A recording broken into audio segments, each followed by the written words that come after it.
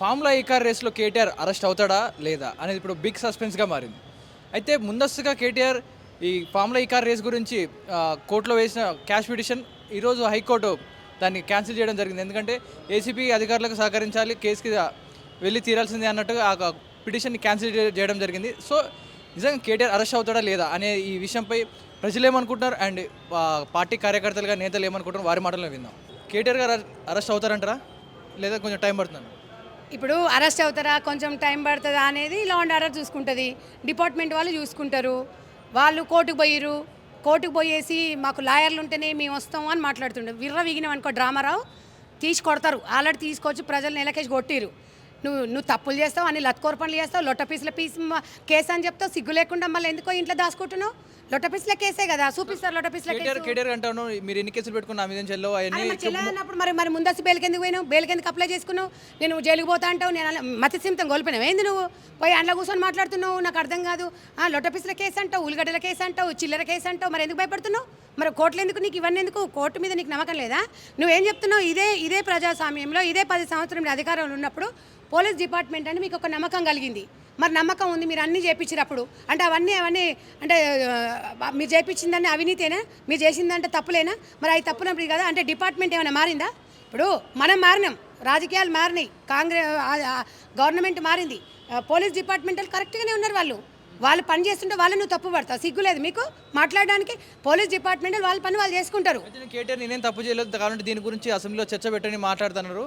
So మీ ముఖానికి assembly చర్చ పెట్టని మీ అయ్య ప్రతిపక్ష నాయకుడు అసెంబ్లీకి వస్తాడు, సిగ్గు లేకుండా మాట్లాడతారు. మళ్ళీ మీ అయ్యని రమ్మను మాట్లాడతాం. అప్పుడు మీ అయ్యి వస్తే మాట్లాడతావు. నువ్వు ఎవడు మాట్లాడతావు? నీతోని ఏం చర్చ పెట్టాలి? నువ్వు గడకారం చేసినావనా?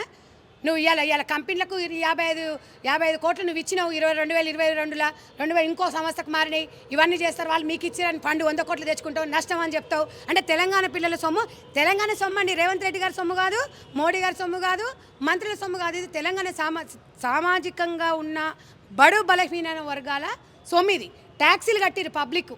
ఆ పబ్లిక్ కట్టిన ట్యాక్సీ సొమ్ము 55 రూపాయలు లెక్క చెప్పాలి. నువ్వు కక్కిస్తాం ప్రజలు. నువ్వు క్యాబినెట్ ఆమోదం లేకుండా, కేంద్రం అనుమతి లేకుండా, ఆర్బీఐ అనుమతి లేకుండా, సిగ్గు లేకుండా సింగిల్ సంతకం పెట్టి నువ్వు ఎట్లా డబ్బులు డైవర్ట్ చేస్తావు? ఎవడు అబ్బా సొమ్ము ఇది? సిగ్గు శరాలు కొంచెం లేకుండా లొట్ట పీసుల కేసు అంటే ఏంది? నాకు అర్థం కాదు. ఈ కేసులో అసలు పసే లేదు, ఛాన్సే లేదు అంటున్నారు. మరి పసే లేనప్పుడు మరి ఎందుకు తొందరపడి ముందే కూసింది ఒక కోయిల్ అన్నట్టుగా మరి ఎందుకు కూస్తున్నావు? కానీ ఏం జరుగుతుందో జరగదు చూడు. రాదు మీరు తప్పులు చేస్తారు.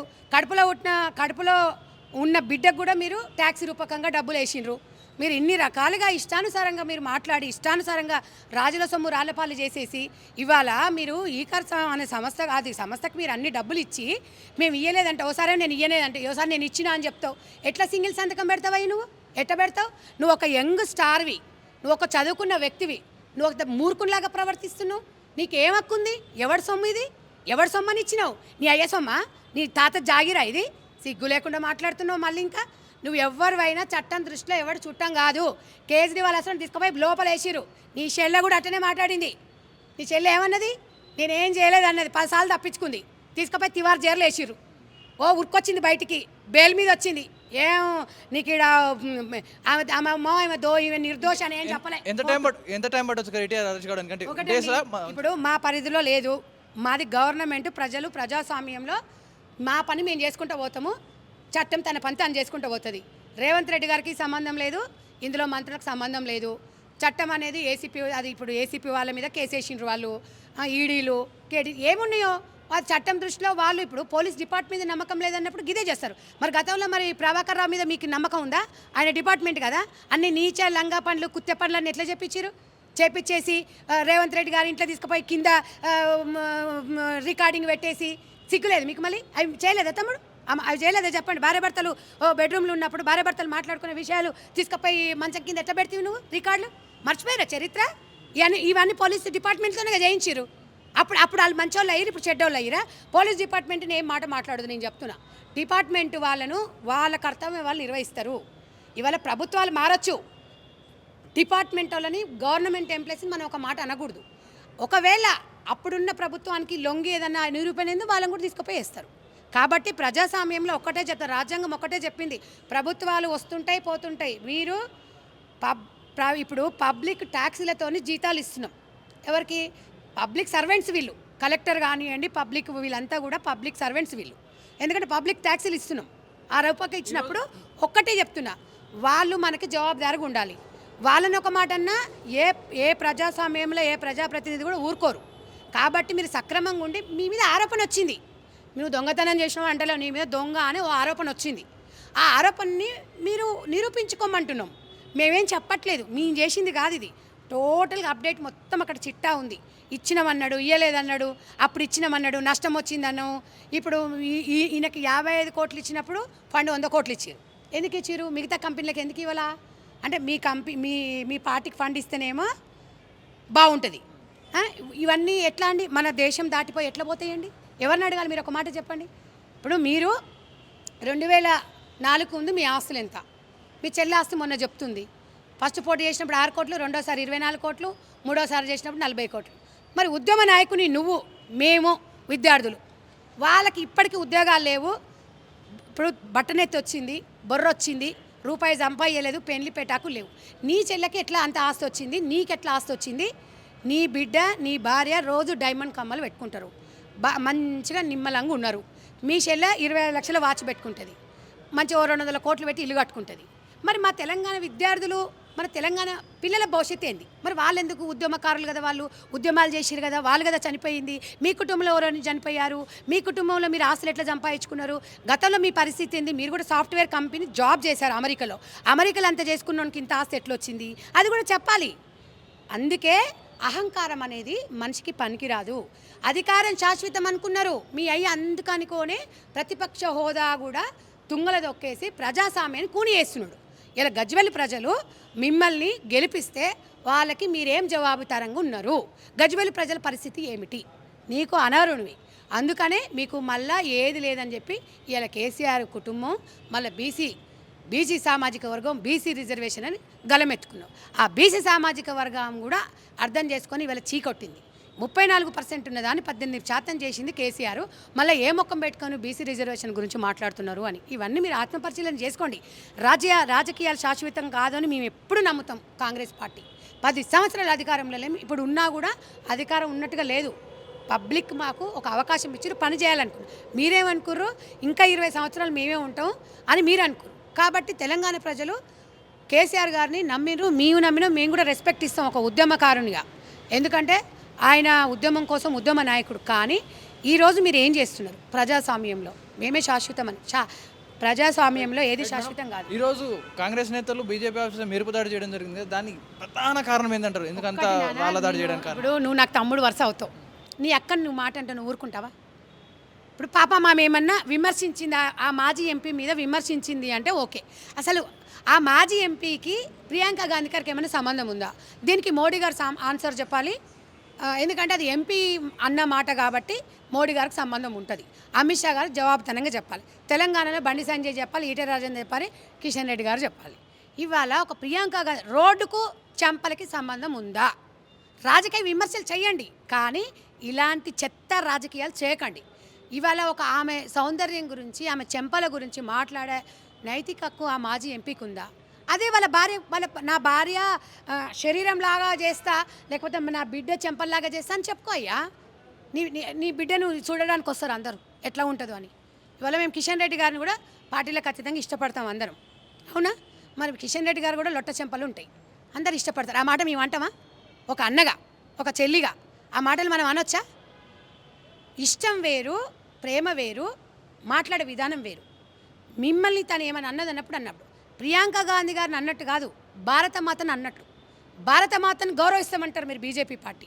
సీతమ్మను మేము గౌరవిస్తామంటారు. ఒక ఆడది అంటే సీతమ్మనే, ఒక ఆడది అంటే భారతమాతనే. ఒక భారతమాతని విమర్శించిండ్రు మీరు, అది ఉపసంహరించుకోవాలి. లేకపోతే మహిళలము ఏకతాటి మీద ఉండి, ఇది ప్రజాస్వామ్యం వరకు మంచిది కాదు.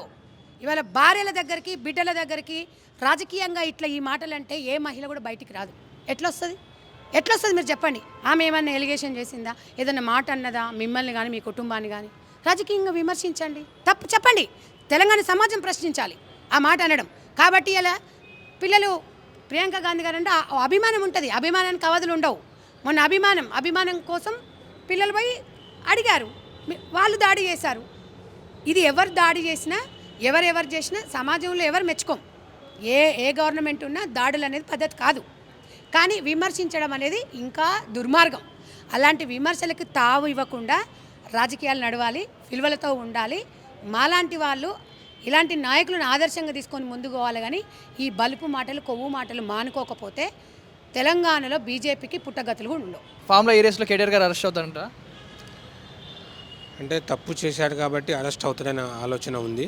ఈరోజు వాళ్ళు వేసిన పిటిషన్ కూడా కోర్టు క్యాన్సిల్ చేసింది. కాబట్టి చట్టం పని చట్టం చేసుకుంటుంది. అధికారంలో ఉన్నారని అహంకారంతో చాలా తప్పులు చేశారు వాళ్ళు. ఇయే కావు, చాలా ఉన్నాయి. ఆ టీఆర్ఎస్ నాయకులు అందరూ తప్పే చేశారు. ఎమ్మెల్యేలు, మంత్రులు చాలామంది చేసుకుంటూ పోయారు. రాజరికం చేశారు, వెలమదొరతనం చేశారు. ఆ వేలో తప్పులు చేసుకుంటూ వెళ్ళారు. కాబట్టి రేపు శిక్షకు వెళ్ళాలి తప్పదు. కంపల్సరీ అరెస్ట్ అవుతారు. పోలీస్ చట్టం వాళ్ళ పని వాళ్ళు చూసుకుంటారు. హరీష్ రావు గారు ఏమంటారు అంటే ఈ కేసులో పసలేదు, ఈ కేసు నిలబడదని అంటున్నారు. సో ఇందులో వాస్తవం ఎంత? ఇప్పుడు ప్రతి అపోజిషన్లో ఉన్నప్పుడు ఏదో ఒక మీడియా వాళ్ళకి మాట్లాడాలి కదా. మరి కవిత విషయంలో కూడా చేయలేదు, లిక్కర్ కేసులో కూడా జైలు పోదు, ఏం కాదని చెప్పి చాలా రోజులు గేమ్ ఆడారు. లాస్ట్కి ఏమైంది? తిహారీ జైలు పంపించారా లేదా? మరి నెలల కొద్దీ అక్కడ ఉన్నది. తప్పు చేయనప్పుడు ఎందుకు పోతారు? చాలామంది ఉన్నారు, తప్పు చేస్తేనే వెళ్ళలేదు. అందరినీ లోపల ఎందుకు వేయరు? అధికారంలో ఉన్నప్పుడు తప్పుడు చేస్తూ ఉంటారు కొంతమంది అహంకారంతో. దానికి పరిష్కారం, జడ్జిమెంట్ అనేది ఉంటుంది ఎప్పటికైనా. అయితే ఫామ్లో ఈ రేస్లో నిజంగా స్కామ్ జరిగిందంటారా? 100% జరిగింది. అక్కడ నుండి బాండ్స్ వీళ్ళకి రిటర్న్ వచ్చినట్టు, పార్టీ అకౌంట్లో, ఆయన అకౌంట్లో కూడా 8 crore వచ్చినట్టు ఎవిడెన్స్లు ఉన్నాయి. ఇప్పుడు పోలీసు కూడా ఎవిడెన్స్ లేకుండా కేసు పెట్టరు. ఎందుకంటే ఆయన కూడా ఎమ్మెల్యే, మాజీ మంత్రి, ముఖ్యమంత్రి కొడుకు. ఉత్తగా ఈజీగా కాంగ్రెస్ ఏ పార్టీ అయినా కానీ, పోలీసులు కానీ, ప్రభుత్వం కానీ ఎవరు చేసుకోరు. ఎందుకంటే ఉంటేనే, వాస్తవాలు ఉంటేనే, ఏదైనా సాక్ష్యాలు వాళ్ళకి నిర్ధారణ అవుతేనే పోలీస్ తన పని తను చేసుకుంటూ పోతుంది. ఫామ్లో ఈ కార్ రేస్లో కేటీఆర్ గారు నిజంగా అరెస్ట్ అవుతారా లేదా బయటపడతారంట? మనమే చూసాం. అంటే తప్పు ఎవరు చేసినా కానీ ఖచ్చితంగా ఆ తప్పు ఏదో ఒక రోజు బయటపడుతుంది. ప్రజా సొమ్మును దుర్వినియోగం చేసిన వాళ్ళు దానికి పరిహారం చెల్లించక తప్పదు అని ఈరోజు కేటీఆర్ కేసు నిరూపితమవుతుంది. గతంలో కేటీఆర్ గారు చెప్పిండ్రు అసెంబ్లీ ఉన్నప్పుడు, అసెంబ్లీలో చర్చించండి, నేను దాని మీద సమాధానాలు చెప్పడానికి రెడీగా ఉన్నా అని. ఏదైతే ఏసీబీ నోటీసులు ఇచ్చిన రోజు కూడా 3 గంటల ప్రెస్ మీట్ పెట్టిండు. మరి 3 గంటల ప్రెస్ మీట్ పెట్టి ప్రజలకు అంత సుదీర్ఘంగా వివరించిన కేటీఆర్ గారికి ఈరోజు ఏసీబీ ముందు హాజరై సమాధానం చెప్పే ఓపిక లేదా, లేక సమాధానాలు లేవా, లేకపోతే దొరికిపోతా అనే భయమా? కాబట్టి ఈరోజు ఖచ్చితంగా కేటీఆర్ గారు ప్రజాధనాన్ని దుర్వినియోగం చేశాడు. 1 కోట, 2 కోట్ల, 55 కోట్ల, 95 కోట్ల అనేది ఇష్యూ కాదు. ఖచ్చితంగా ప్రజల సొమ్మును దుర్వినియోగం చేసిన వాళ్ళు ఎవరైనా కానీ దోషులుగా పరిగణింపబడతారనడానికి కేటీఆర్ గారి కేసు ఉదాహరణ. దీన్ని హైకోర్టు కూడా ఈరోజు కొట్టివేసిన విషయాన్ని చూసాము. నేను ఏదైనా కేసును ఫేస్ చేస్తా, నా దగ్గర ధర్మం ఉంది, న్యాయం ఉంది అని చెప్పినప్పుడు ఖచ్చితంగా కేటీఆర్ గారు ఏసీబీ ముందు హాజరు కావాలి. తన ఏమంటారు నిజాయితీని నిరూపించుకోవాల్సిన అవసరం ఉంటుంది. హరీష్ రావు గారు ఏమంటారు అంటే ఈ కేసులో అసలు పసే లేదు, ఈ కేసు ముందుకు సాగదని అంటారు. దీని మీద మీ వ్యాఖ్యలు ఏంటి? పసలేనప్పుడు భయం ఎందుకు? పసలేనప్పుడు హైకోర్టుకి ఎందుకు వెళ్ళాలి? పసలేనప్పుడు నన్ను అరెస్ట్ చేయొద్దని చెప్పి ముందస్తుగా ఎందుకు తెచ్చుకోవాలంటున్నా. పసలేనప్పుడు భయపడాల్సిన అవసరం ఏముంది? నువ్వు మాట్లాడగలుగుతావు కదా, నీ దగ్గర నిజాయితీ ఉంది కదా. కోర్టు నిర్ణయించేదాన్ని నువ్వు కోర్టు ఉల్లంఘన చేసుకుంటూ ఈరోజు వాళ్ళకి అసలు కోర్టులు అన్నా కానీ, న్యాయస్థానం అన్నా కానీ, ప్రభుత్వాలన్నా కానీ, ప్రజలన్నా కానీ ఏ మాత్రం కూడా గౌరవం లేదు, లెక్క అనేది లేదని స్పష్టంగా అర్థమవుతుంది. కోర్టు పరిధిలో ఉన్న కేసును ఈరోజు ఖచ్చితంగా ఏసీబీకి అప్పగిస్తూ మీరు ఏసీబీ వాళ్ళు యాక్షన్ తీసుకోవచ్చు, ఏసీబీ వాళ్ళు నోటీసులు అందజేసినాక కూడా ఇంకా వీళ్ళు ఈ కోర్టులో కేసులో పసలేదని మాట్లాడడం అంటే వాళ్ళు ఇంకా బీరాలు పలుకుతున్నట్టుగా స్పష్టంగా కనబడుతుంది.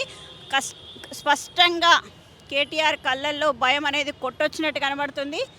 ఏదైతే నేను తప్పు చేసినా అనే భయం ఆయన కళ్ళకు కనిపిస్తుంది. కాబట్టి 100% ఆయన దోషిగా నిరూపితమవుతాడు.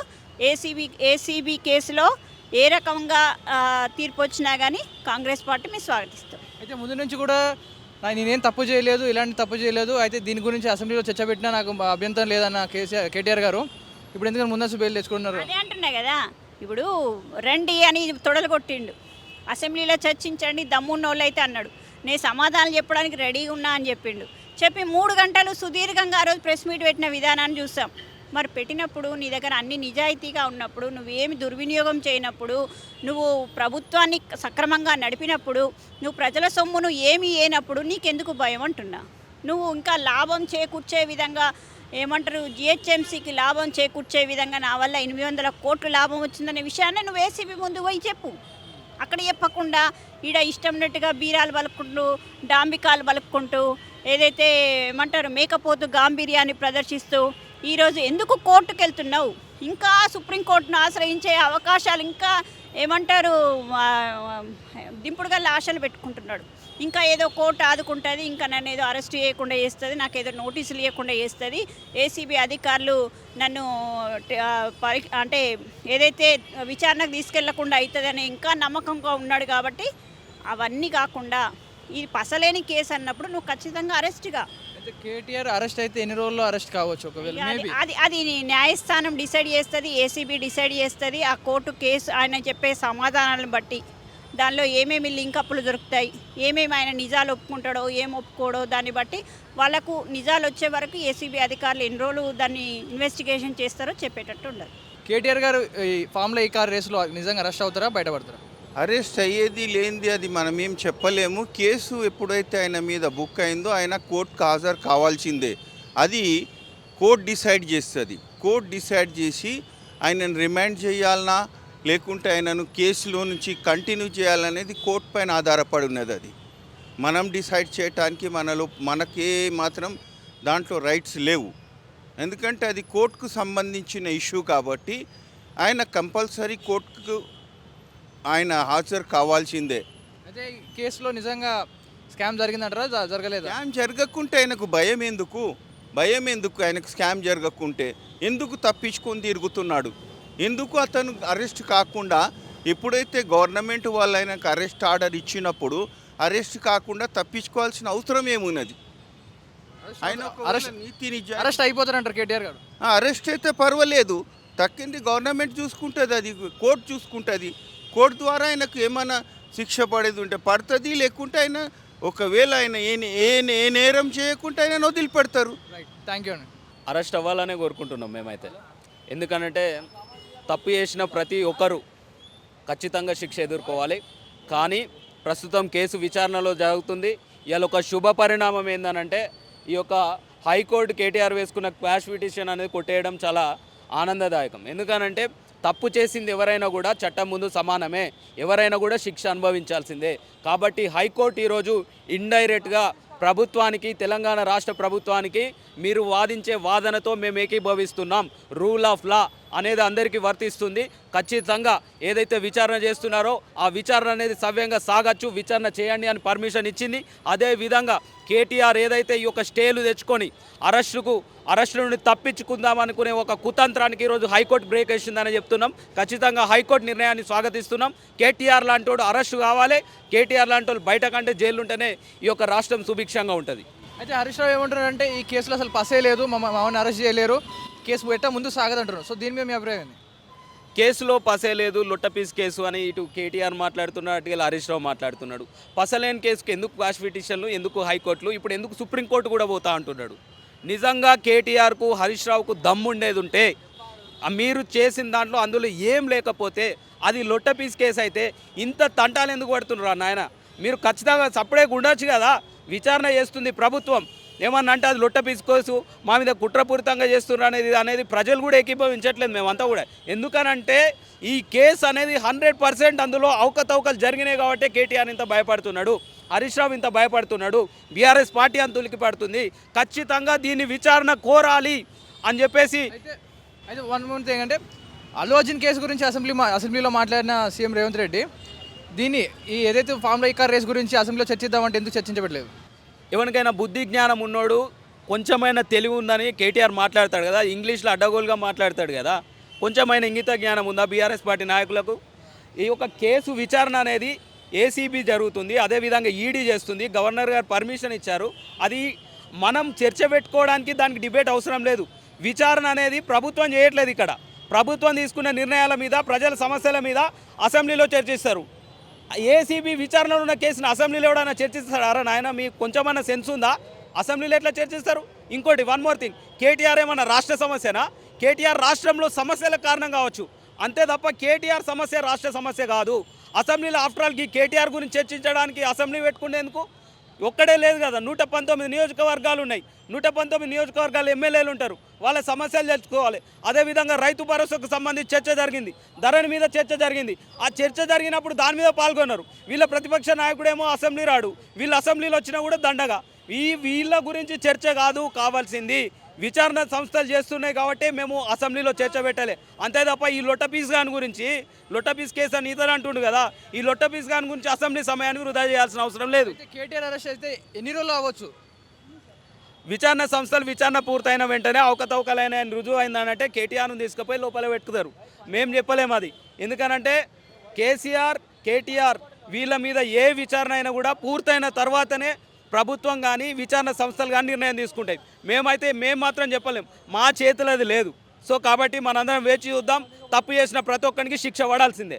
ఫామ్లో ఈ కార్ రేస్లో కేటీఆర్ అరెస్ట్ అవుతాడా, సేఫ్గా బయటకు వస్తాడా? 100% కేటీఆర్ అరెస్ట్ అవ్వడం ఖాయం. ఎందుకంటే ఆయన 55 crores ఈ రేస్లో స్కామ్ జరిగింది.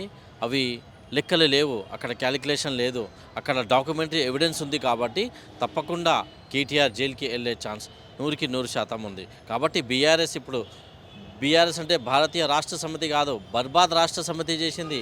ఈరోజు అప్పులు చేసిన తెలంగాణ తొలి ముఖ్యమంత్రి కేసీఆరే. కాబట్టి కోట్ల రూపాయలు అప్పులు చేసిండు కేసీఆర్. కాబట్టి తప్పకుండా దానికి ఒక డాక్యుమెంటరీ ఎవిడెన్స్ ఉంది. కాబట్టి హైకోర్టులో కేసు వేసినా కానీ క్వాష్ చేయలేదు, ఎందుకంటే క్వాష్ లేదు దాంట్లో, ఎందుకంటే డాక్యుమెంటరీ ఎవిడెన్స్ ఉంది. ఫండ్స్ని ఎలా మిస్యూజ్ చేశారు, ఆ ఫండ్స్ని ఎలా మిస్యూజ్ చేశారు. కాబట్టి క్వాష్ కాదు, సుప్రీంకోర్టు పోయినా కానీ స్టే రాదు. 100% జైలుకి వెళ్ళడం ఖాయం కేటీఆర్కి. ఇది మాత్రం పర్ఫెక్ట్గా. అయితే ఈ కేసులో ఎలాంటి నేను తప్పు చేయలేదు, నా పక్కన న్యాయం ఉంది అండ్ ఈ కేసులో ఎలాంటి పస లేదు అంటూ ఇటు కేటీఆర్ ఇటు హరీష్ రావు అంటారు. దీని మీద ఏమంటారు? ఇప్పుడు చూడండి, కేటీఆర్ గతంలో ఐటీ మినిస్టర్ చేసిండు, ఆ ఫండ్స్ని మిస్యూజ్ చేసిన తర్వాత నేను చేయలేదని ఎట్లా ఆయన డినై చేస్తుండు. 100% చేసిండు కాబట్టి హైకోర్టులో క్వాష్ కాలేదు. కాబట్టి వాళ్ళకి ఒకటే విమర్శలు చేయాలి, ఎట్లా దాన్ని డినై చేయాలి, అది ఒకటే ఉంది. కానీ దాంట్లో డాక్యుమెంటరీ ఎవిడెన్స్ ఉంది, కలెక్ట్ చేసినాము. తప్పకుండా ఆయన జైలుకి వెళ్ళే అవకాశం 100% ఉంది. ఒకవేళ కేటీఆర్ అరెస్ట్ అయితే ఎప్పటికల్లా అరెస్ట్ కావచ్చు అంటే టైం అయితే చెప్పలేము. అది it is the description of the court and powers of the court. When ever the court gives direction to the police, definitely it will be arrested. It is in the hands of the High Court, Honorable High Court. ప్రపంచంలో ఏ మూల ఏ క్షణం ఏం జరుగుతుందో వేగంగా తెలుసుకోవడానికి తొలి వెలుగు WhatsApp ఛానల్ని ఫాలో చేయండి.